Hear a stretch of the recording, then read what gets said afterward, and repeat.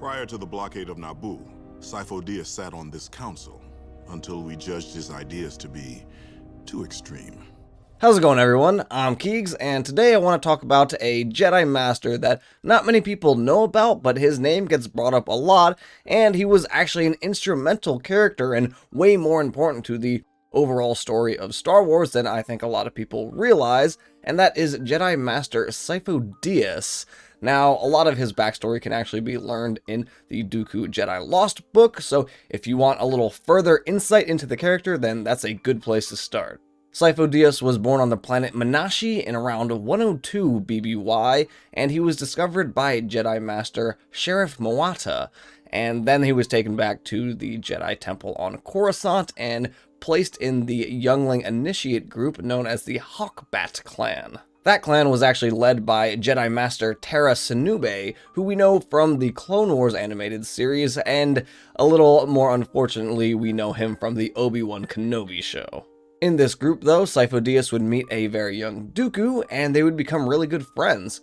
As younglings, they went on a mission to Serrano, where Dooku actually learned that he was the son of the Count there, and he had a brother and a sister. Sifo-Dyas was there during all this, so he actually knew all of this about Dooku, and helped Dooku keep it a secret from the rest of the Jedi Council, and also the fact that Dooku had a secret communicator to keep in touch with his sister. A few years later, Sifo-Dyas would discover the journal of a High Republic Padawan named Clias Pteridine, who tragically died. In that journal, though, he talks about the Bogan Collection, which is a secure vault of archives in the Jedi Temple that deals with a lot of dark side relics and artifacts. Though it ain't that secure, though, because Sifo-Dyas ends up convincing Dooku they should break in to see what it's all about. In there, though, Dooku starts to get all entranced in some sort of meditative state about the dark side, and ends up sending a dark side force wave throughout the entire archives and breaking some of them, and also breaking Sifo-Dyas' arm. The chief librarian Eula heard the noise and ran over to see what had happened, and realized that the kids had broken into the secret vault. She was pretty upset, but she takes Sifo-Dyas to get his arm repaired, and she's telling Yoda pretty much how disappointed she is in the kids here. Jedi Master Lene Kostana shows up at this point, and she argues that the vault wasn't secure enough if two kids were able to break in, and she ends up kind of getting in an argument or a debate with Eula and Yoda about what the proper way to expose younglings to the dark side is, and how they should go about it. The kids end up still getting punished, but their sentence is a little bit reduced after Lene brought up all of her valid arguments. While doing research as their punishment, Lene ends up stopping by and secretly slipping them a book written by Darth Calduth. Dooku wants to turn it in, but Sifo-Dyas says, no, let's hang on to it and kind of study it for a little bit first. A bit later, though, they're going through the Jedi Initiate trials, and Sifo-Dyas is actually paired with Dooku for a duel, and we all know that Dooku would school pretty much anyone he goes up against, but he really made it look good for Sifo-Dyas because it was his friend and he wanted him to get placed with a good master, so he ends up making Sifo-Dyas look a little better than he is, and Lene Kostana ends up taking Sifo-Dyas on as a Padawan.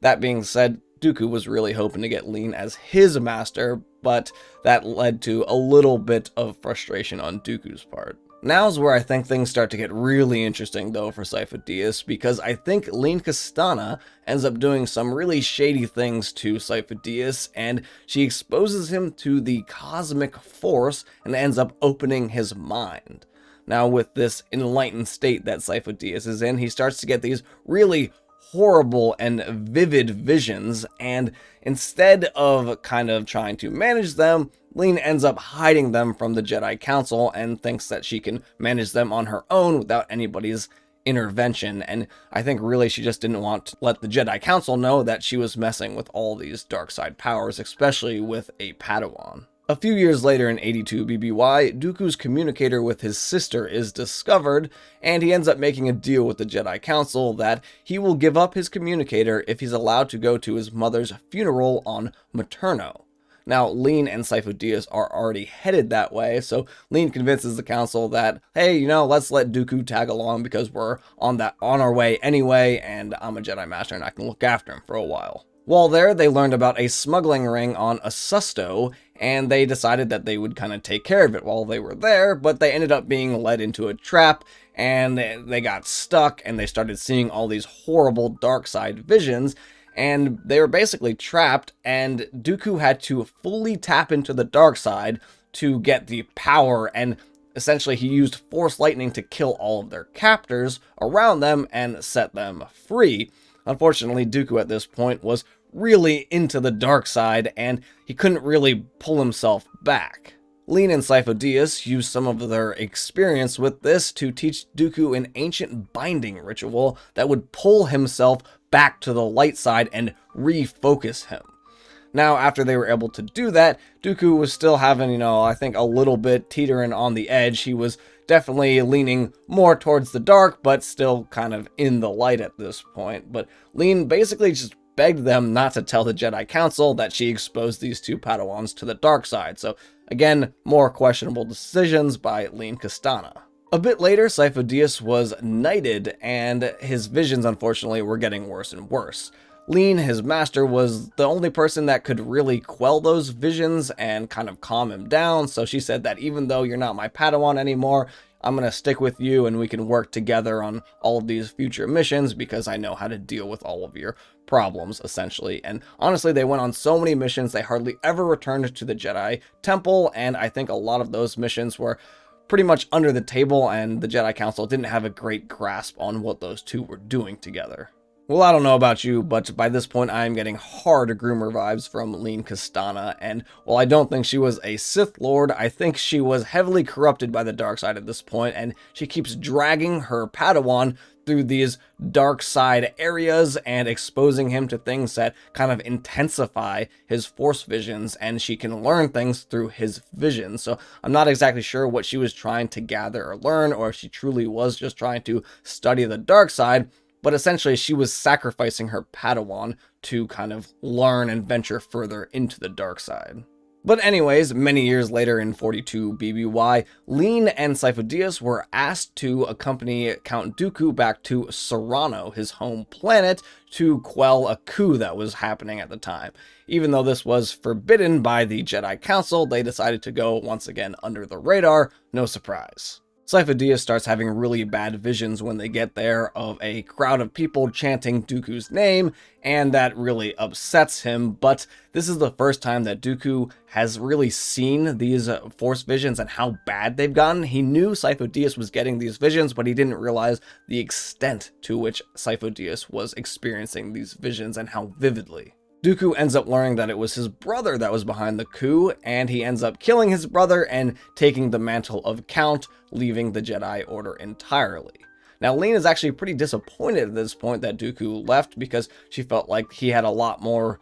use to him. Again, I feel like she's using Dooku too to kind of tap further into the dark side because she's really upset that this other person is leaving the Order that she kind of has also been grooming in her own way. A few years later, Sifo-Dyas is actually granted a seat on the Jedi Council, though his visions again are getting worse and worse, and now he's starting to see these visions of full-scale galactic war, and he's trying to warn the Jedi Council about it, but they think that his interpretations are too extreme and the measures that he wants to take are too extreme for anything they should do, because they at this point have no reason to believe there's any full-scale war about to break out. So all of the members take a vote here and end up voting Sifo-Dyas off of the council because Sifo-Dyas wanted to raise an army and they thought that was a ludicrous idea. Sifo-Dyas, though, at this point is kind of losing his mind a little bit, and that doesn't deter him, so he goes to the planet Kamino and ends up commissioning an entire Galactic Republic army, and he just uses the guise of him being one of the council members and says that he speaks for all of the Republic, and that's why he starts building this army in secret to defend the Republic. Dooku ends up learning about this clone army that Sifo-Dyas has created, and I believe by proxy he tells Palpatine, and this is how Palpatine gets the idea in his head to get the inhibitor chips and execute Order 66. Sifo-Dyas gets asked by Chancellor Valorum to go to Obadiah and strike a deal with the Pike Syndicate and kind of an under-the-table thing that can't have any ties back to the Jedi Order or the Republic Senate. So he ends up going on this mission, but when he gets there, he gets diverted to Felucia, but before he can make it out, Dooku ends up striking a deal with the Pikes to shoot down Sifo-Dyas because they can't have anybody know, or any loose ends knowing, that the inhibitor chips in the clone army were tied back to the Sith. So in order to tie up those loose ends, he ends up blowing up Sifo-Dyas' ship and killing him. Dooku knows that in Felucian tradition, they burn the bodies and cremate them after their deaths. So because of this, Dooku ends up retrieving the body of Sifo-Dyas and bringing it to Felucia, and then having his body cremated so that there is no evidence that he died actually in space and it wasn't just some random conflict on Felucia. So the Jedi Council never actually learns the truth of what happened to Sifo-Dyas. In fact, they wouldn't know anything Sifo-Dyas did until Episode 2, Attack of the Clones, when Obi-Wan Kenobi goes to Kamino and learns that Sifo-Dyas commissioned this army, and he says, like, whoa, this guy's been dead for 10 years at this point. How did this happen? So this is when the Jedi Order really start to put together all of the pieces that have already been put into play. We don't actually know what happened to Jedi Master Lene Kostana, though I assume she went on more missions and ventured further into the dark side, maybe even dying because of that.